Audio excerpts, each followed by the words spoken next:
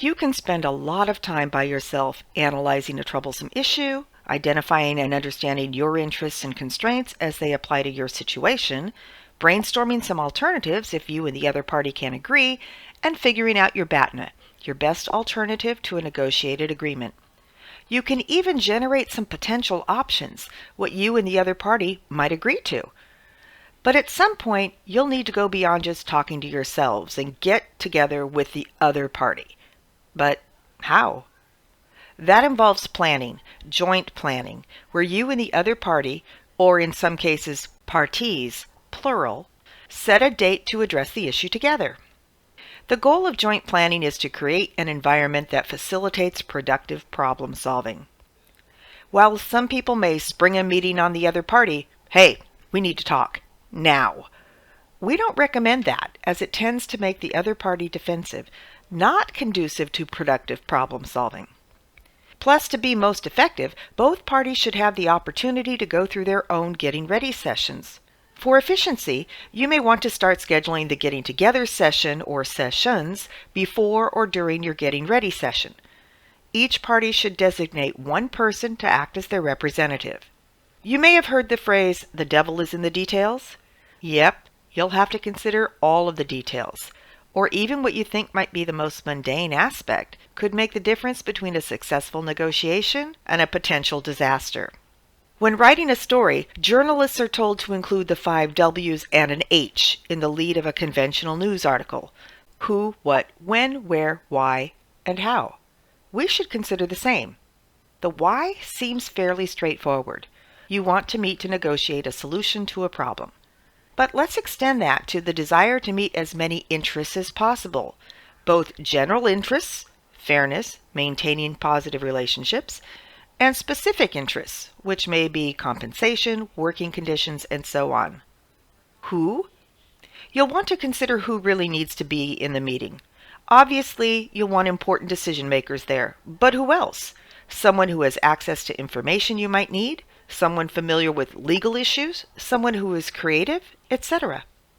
Perhaps just as important is who not to invite.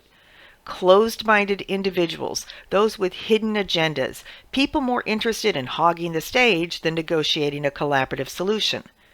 And please keep in mind the number of people.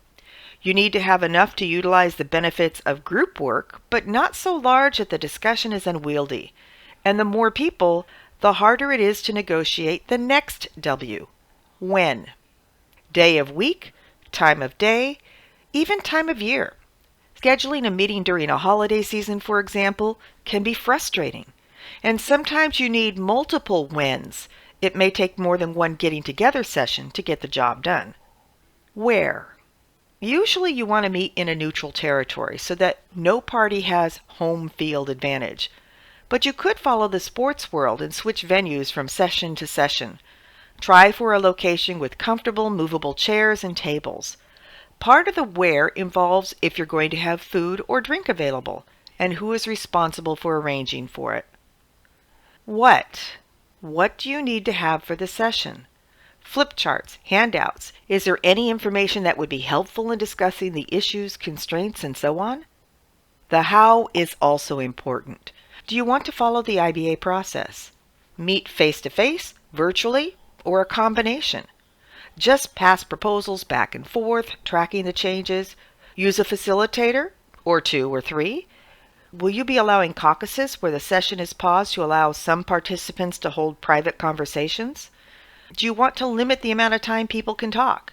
How long should the meetings last? How will proposals be exchanged and evaluated? What method will be used to determine if agreement is reached? Lots of questions to address here. While we recommend the two parties consider an IBA process for the getting together portion, these 5 W's and an H should be considered regardless of how the negotiations are structured. What you will probably notice is that these questions can be intertwined. Where can be influenced by how? Who may affect what?